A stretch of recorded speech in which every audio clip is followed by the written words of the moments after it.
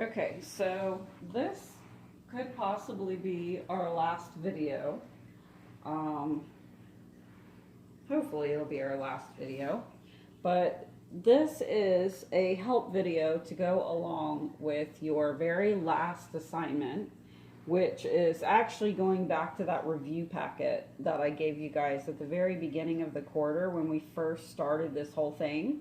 I gave you a review packet and I gave you a list of problems to work on that were review problems from the beginning of the year, things that we had already done.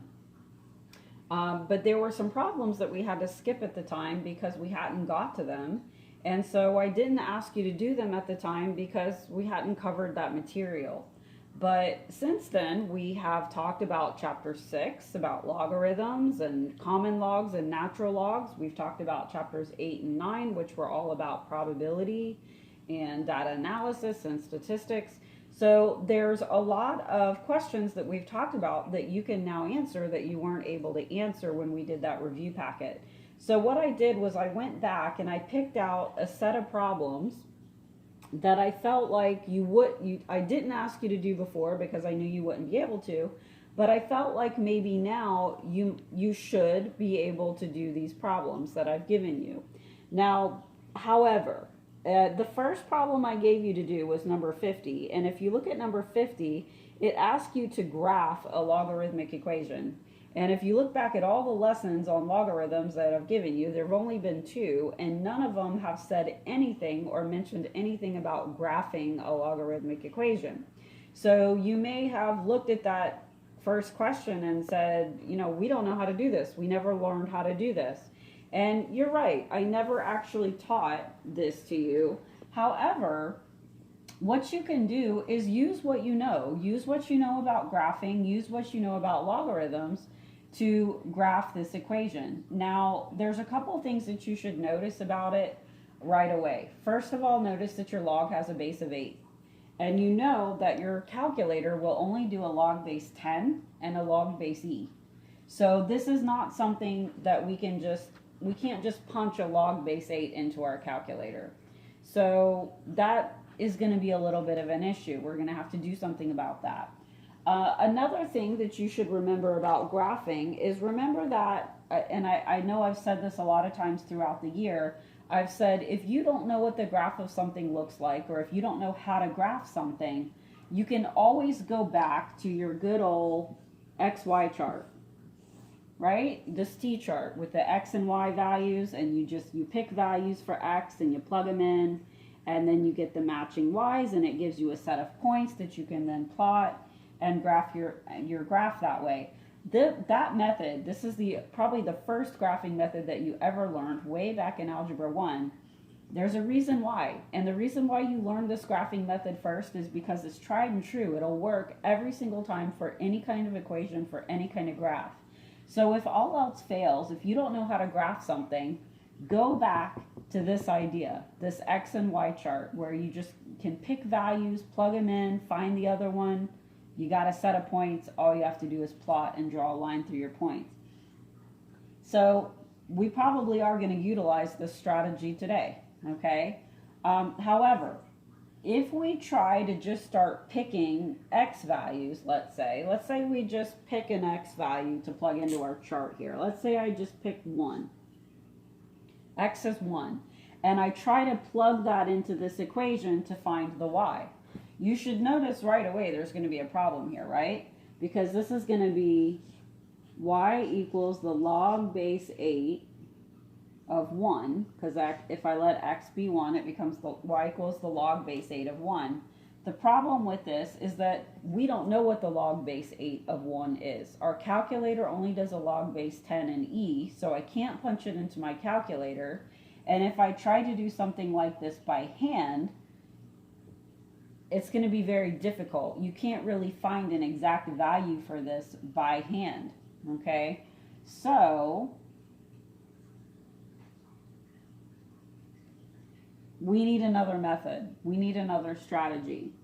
So let's stick with the XY chart idea, but instead of using this logarithmic equation, we know that we can change a logarithmic equation into its exponential form. Okay, remember those two equations that allow you to be able to convert back and forth between forms? So let's take this logarithmic equation and let's change it into its power form. So we take the base of the log, which is 8, becomes the base of the power. Whatever the log equals is the power, and it equals whatever you take the log of, which is x. Okay, so I can rewrite this logarithmic equation as 8 to the y power equals x. Now that might make it a little bit easier for me to use this t-chart to be able to find some matching values for x and y and some points that I can plot to make a graph for this. Now, I know normally when we make a t-chart, we pick values for x and we plug in the values for x. If you do that though, it's going to be 8 to the y equals 1, and it's going to be a little bit harder to work to figure out that power. It would actually be easier in an equation like this to pick your y values to get your x. Okay? So here's what I would do if I were graphing this equation. I would start by changing my form, and I would work with this equation instead. And instead of picking values for x and plugging in values for x, I would pick y values, and I would plug in y values, values for y instead. Okay? So, and you can pick simple values. You can pick values like -1, 0, and 1, just like you would normally for the x. Normally we pick just simple, easy to work with values for x. We plug them in to get the y. We'll just do the same thing, but do it for your y's instead of your x's. And it'll make it a lot easier to figure out your matching x and y values. So now that we've picked 3 values for y, let's come back over to our equation and let's plug in these values for y. So if I plug in -1 for y, that becomes 8 to the -1 equals x. And then you have to remember your power rules. Remember your power rules say that if you have a negative power, like this, you have to change it into a fraction and move it down. And when you do that, the sign of the power changes. And if there's nothing left in the top, we fill that blank spot with a 1. So this is going to become 1 over 8 to the first power, positive first power, which is just 8. Okay, so there's a point on your graph. When y is -1, x is 1/8. Okay, now let's plug in 0 for y. So go back to your equation again. I'm going to erase this now. And now let's go back to this equation, but now let's plug in 0 for y. That's going to become 8 to the 0 equals x. Well, anything to the 0 power is 1. That's also a power rule. Anything to the 0 power is 1. So there's another point. 1, 0 is going to be another point on your graph. And now let's try y is 1. I'm going to erase this again. I'm going to go back to the original equation, and now I'm going to plug in 1 for y. So that's going to become 8 to the first power equals x. Anything to the first power is just itself, so x is going to equal 8. I now have 3 ordered pairs, or 3 points, that are going to be points on the graph of that equation. So all I need to do now is create a coordinate plane.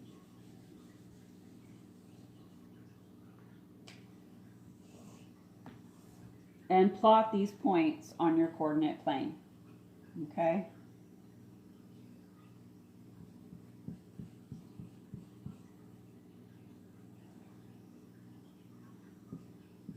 So 1/8 and -1. 1/8 is you're just barely going to go out here to the right just a teeny bit. And then -1, you're going to go down 1. So it's going to be right about here.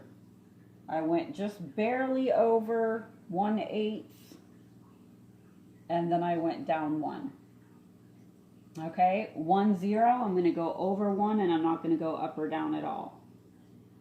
And then 8, 1 is going to be way out here. and up 1. So it's going to be right about here. Okay, so obviously this graph is not going to be a line. It's obviously also not going to be a parabola. Okay, so this is a logarithmic equation. It's different than any other kind of equation that we've graphed before. It's not like those normal graphs that we're used to seeing. It is a curve, and you can kind of tell from the picture here that it is going to draw a curve, and it's going to look like this.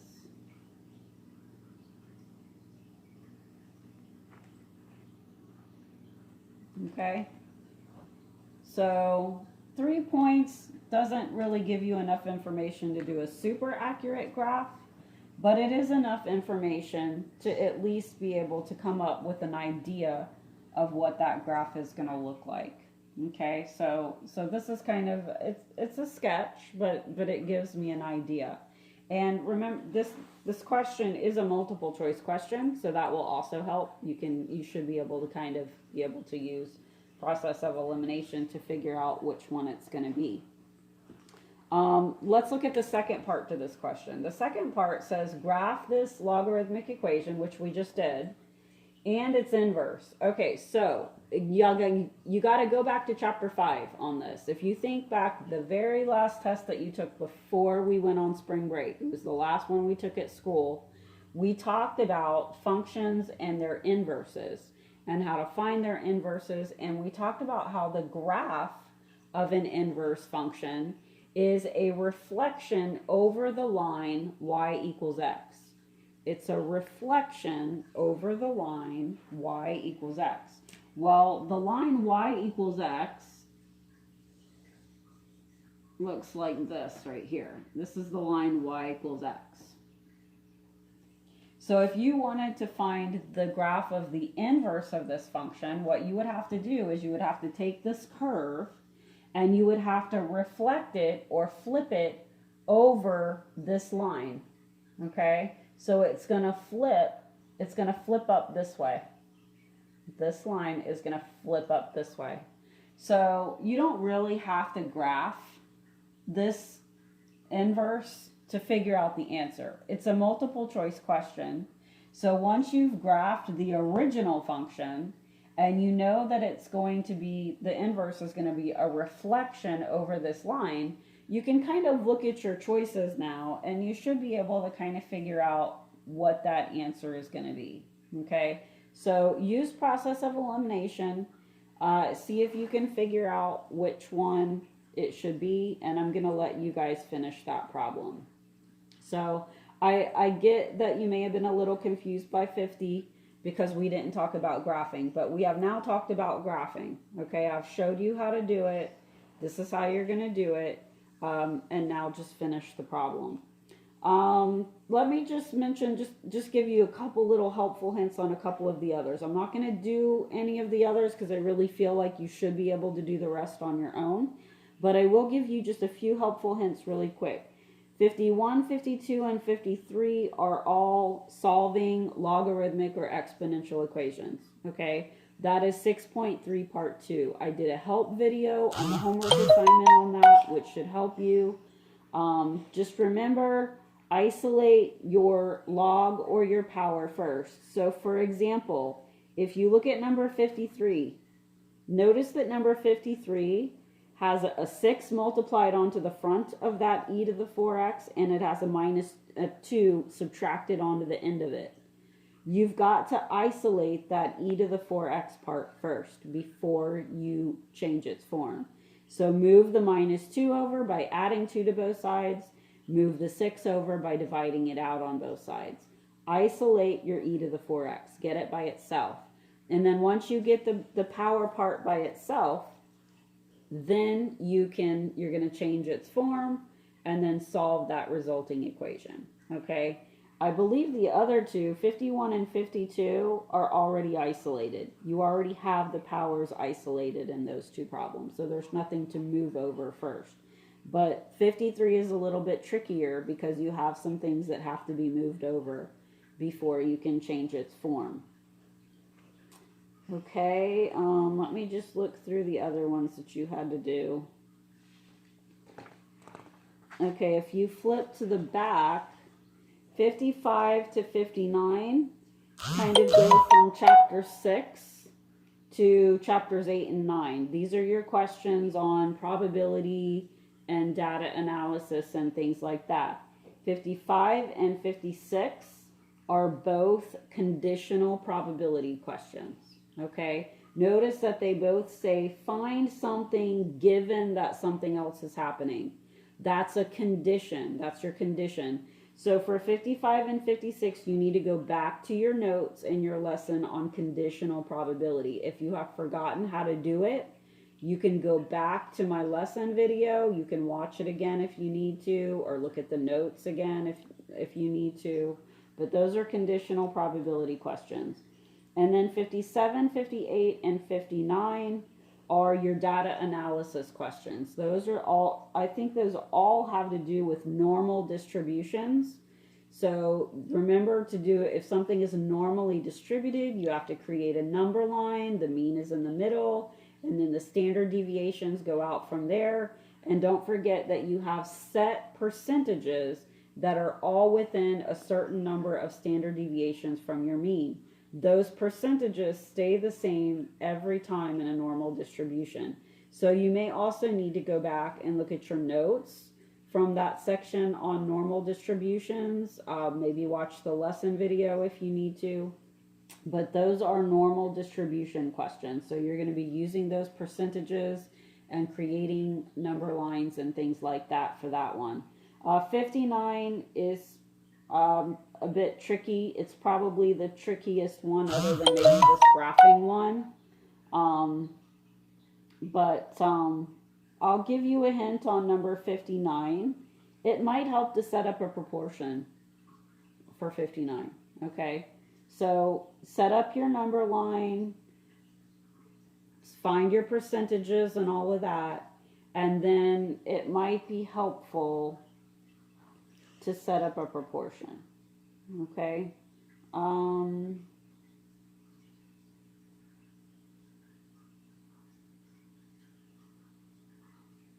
You don't have to set up a proportion. You can actually do it other ways too. But I believe a proportion is one way that you could also do number 59. Okay, and that's probably the trickiest one in the whole bunch of problems, I would say. Other than the graphing, which I've now helped you out on. So you shouldn't have, you shouldn't have any trouble finishing number 50, the graphing. Okay, all right, so I'm going to stop there. I'm hoping that this is going to be last video. We'll see. So I want you guys to have an awesome summer. I want you to have fun and relax this summer. Thank you for taking it all the way to the end and watching these videos and being willing to learn everything that you needed to learn to finish up this year. I know it hasn't been easy for any of us. It hasn't been easy for me, and I know it hasn't been easy for you either. All right, so have a great summer. I have something to say. And if you're watching my mom's videos, please subscribe. And yeah. Peace.